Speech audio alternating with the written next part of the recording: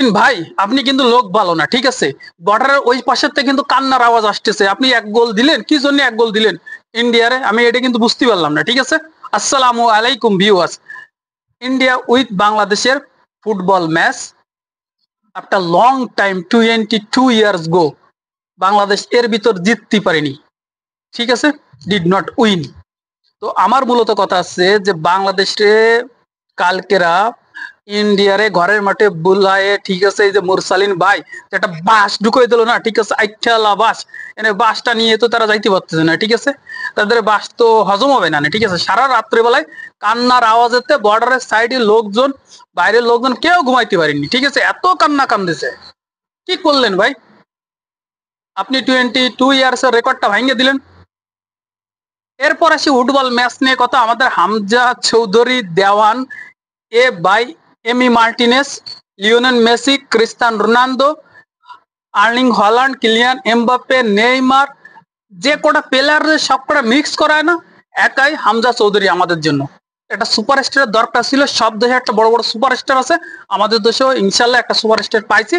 তার জন্য আজকে 23,500 দর্শক গ্যালারি ফাটায় ফেলা হয়েছে, ঠিক আছে? হামজা চৌধুরী এই করে না, এই কতিলার বাঘের মতো যে সময় জিতার পরে আ করে যেমন আওয়াজটা দিল না, যে এই যে বাঘের গর্জনটা, ঠিক আছে? এতে তো মনে করো যে গ্যালারি সহ ইন্ডিয়া কাইফে উঠেছে, ঠিক আছে? দ্বিতীয় কথা আসি, হামজা যে মিতুল বার্মার গোলটা বাঁচায়, যে শালা গোলকিপার না পাগলে, উনি এমি মার্টিনেসের যে রোলটা না, সেই রোলটা পেলে পেলে করেছে আমাদের হামজা দেওয়ান চৌধুরী, ঠিক আছে? এমি মার্টিনেসের যে রোলটা পেল করলো, গোলটা বাঁচালো, সবাই দেখছেন। আপনারা যারা ওই স্টেডিয়ামে ছিলেন, স্টেডিয়ামে দেখছেন, আমরা যারা মোবাইলে টিভিতে দেখলাম, ভাই মনে হচ্ছিল মোবাইল মোবাইল বড় ভেঙে ফেলাই দিয়ে, ঠিক আছে? আমরা তো কয় না, খেয়া ঘাটে যাই, যাওয়ার পর আমাদের খেয়া চলে যায়, সেই সময় তোমাকে তরি ডুবে, সেই যে কোনো কাহিনী আমরা লাস্টে যে গোল খেয়ে যাই, ভয় তো পড়ার মধ্যে কাজ করছিল না, ঠিক আছে? এরপরে গোল করার জন্য চলে আসতেছে একদম স্ট্রাইকার আইসে হল্যান্ডের মতো উড়িয়ে মাইর দিচ্ছে, ঠিক আছে? লিওনেল মেসির মতো ডেবিলিং করতে, ক্রিস্টিয়ানো রোনালদোর মতো অ্যাটাকিং মুডে যাচ্ছে, এদের নেইমার জুনিয়রের মতো, ঠিক আছে? পাসের পরে পাস, একদম মাইন্ডি খেলা, যে মনে হচ্ছে যে পেদ্রি চলে আসে, মিডফিল্ডার তাকায় দেখলে যে পেদ্রি আছে। আর আমাদের সমিত সোম আছে পেদ্রি, আপনারা পেদ্রি তো চেনেন, পেদ্রি বেলিংহামের মতো একদম পুরো ফাইটিং করেছে সমিত সোম, ঠিক আছে? আর এই যে মুরসালিন যে গোলটা করেছে রাকিবের পাস থেকে, রাকিব ভাই থ্যাংক ইউ, সুন্দর একটা অ্যাসিস্ট করেছেন।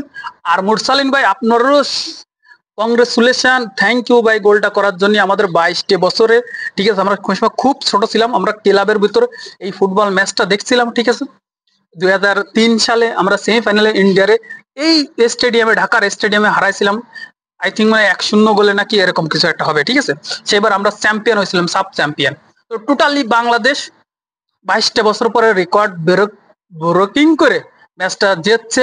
এবং হামজা দেওয়ান চৌধুরী আহ যে স্টাইলটা দিছে, ঠিক আছে, এদারে আর সমিত যে ড্যান্স, ঠিক আছে, এগুলো তো টোটালি মানে ফেসবুকে ঢোকার কোনো লাইন নেই, সবকিছু ভাইরাল, আনবিলিভেবল ভাইরাল হয়েছে, ঠিক আছে?